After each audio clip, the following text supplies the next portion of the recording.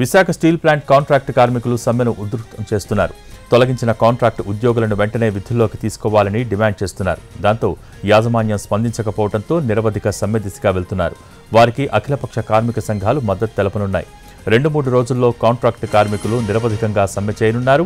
అఖిలపక్ష కార్మిక సంఘాలతో చర్చల తర్వాత తేదీని ప్రకటించే అవకాశం ఉంది. ఆర్ఎల్సీ మీటింగ్లో ఉక్కు యాజమాన్యం గడువు కోరినప్పటికీ మళ్లీ కాంట్రాక్టు కార్మికులు ఆందోళన బాటపట్టారు. శనివారం 1630 కాంట్రాక్టు కార్మికులను ఉక్కు యాజమాన్యం తొలగించింది.